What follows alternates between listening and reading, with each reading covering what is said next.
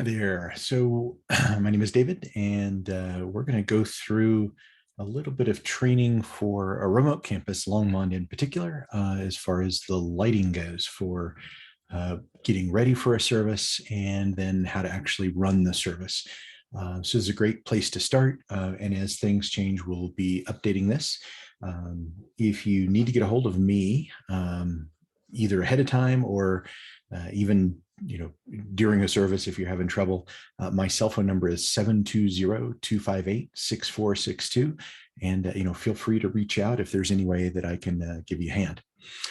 So let's go through and take a look at the lighting system. First thing is, let's talk about how to get it set up and running. If for some reason you come in and it's not already running, there's a little Mac Mini underneath the lighting console. So you would turn that on, you would get through the login screen.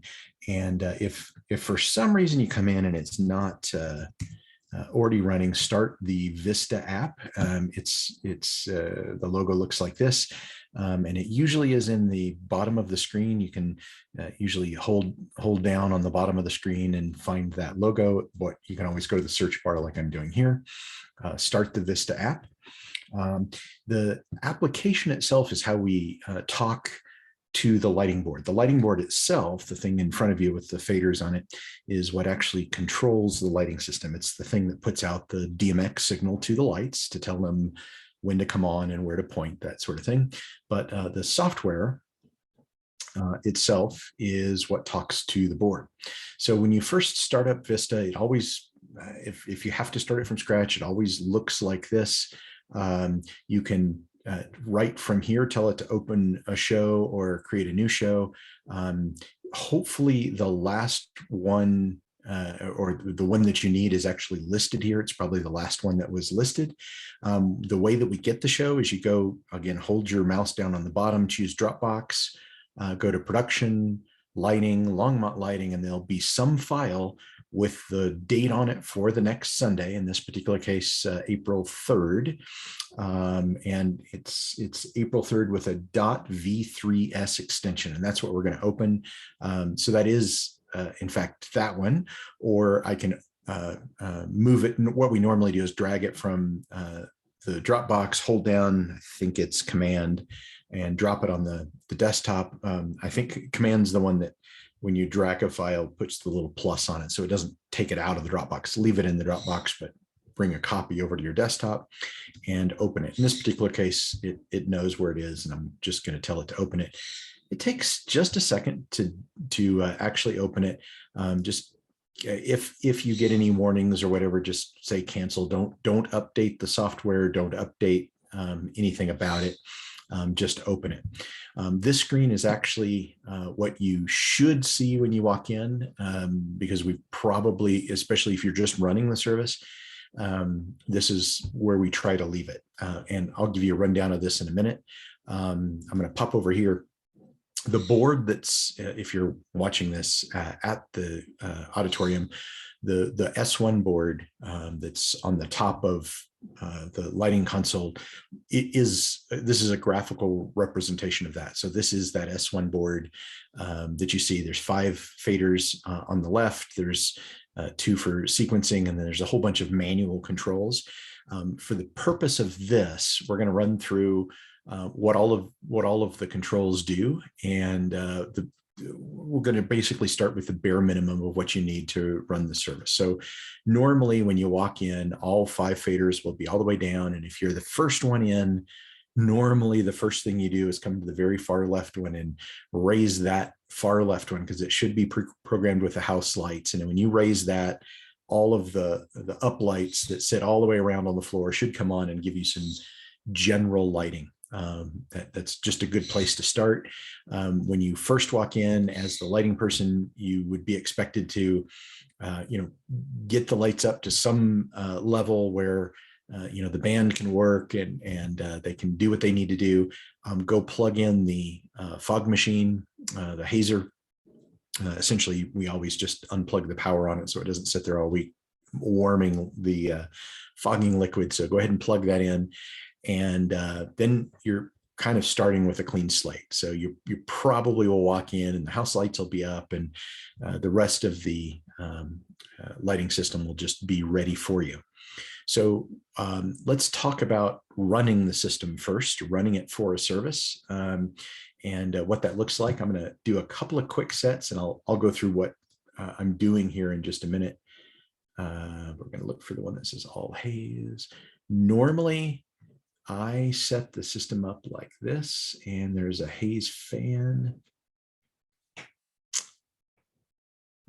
Looking for it, stage right haze. You guys probably already see the haze fan. Bar 2, haze, haze, haze, haze even.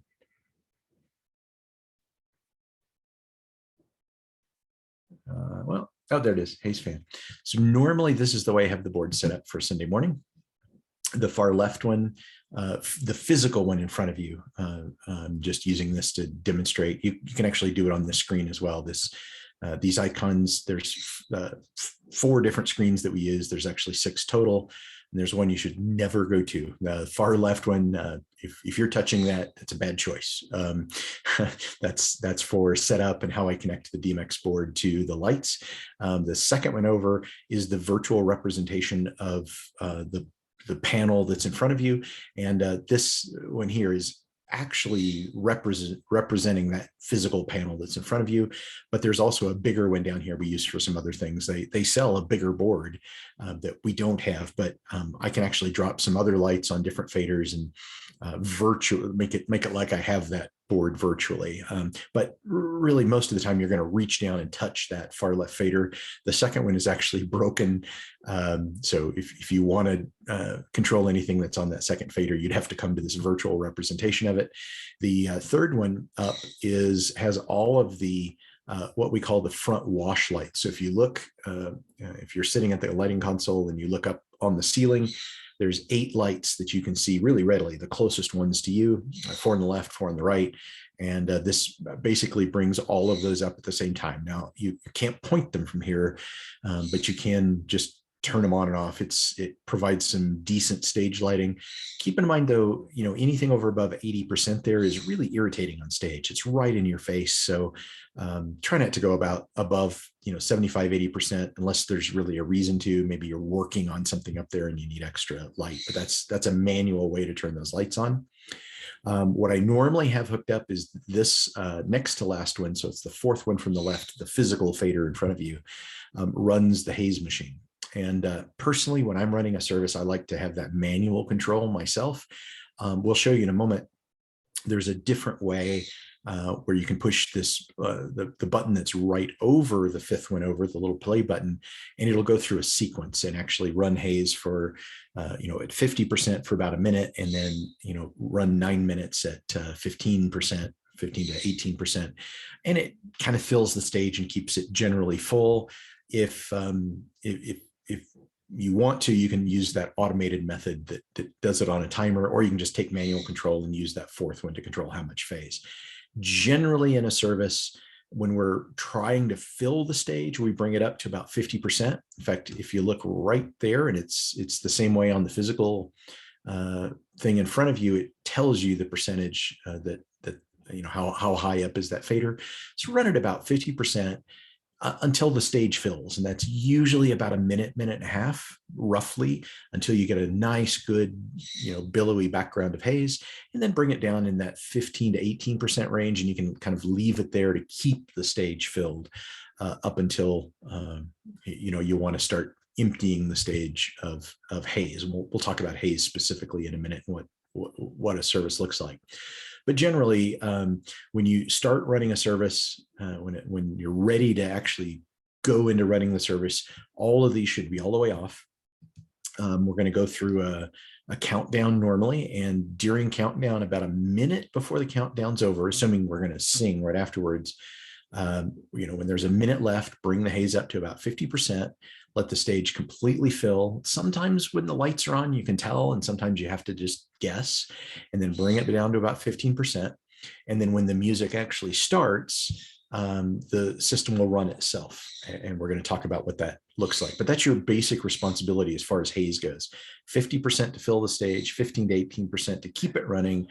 And then keep in mind, it takes a while. It takes 2 or 3 minutes for the haze to dissipate in any meaningful way. So, if it's the last song of a set and the speaker or a prayer or something is coming up next, maybe think about cutting that all the way off a couple of minutes before the last song is over.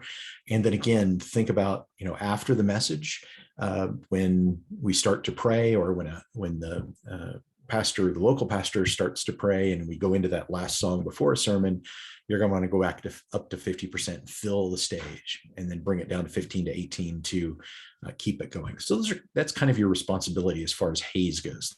Think about how to, by the time the song starts, it should be a nice full amount. And we define that by, it's not so much it sets the smoke alarm off. That's not the goal. And you don't necessarily need to see the haze itself. Usually that's a good indication if you're watching it. The goal of the haze is to provide a little bit of softness to the stage. And it's the thing that allows you to see the beams of light that you're using. So you want enough so that you can really see the beams for those, especially for the songs that have the backlight coming through.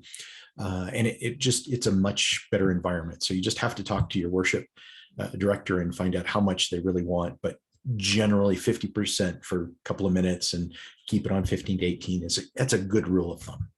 So that's what the basic running of the haze looks like. Let's break this up into a number of different things. So that's how to start it up, what your responsibilities are for haze goes. And in the next video, we're going to talk about how to actually run the service.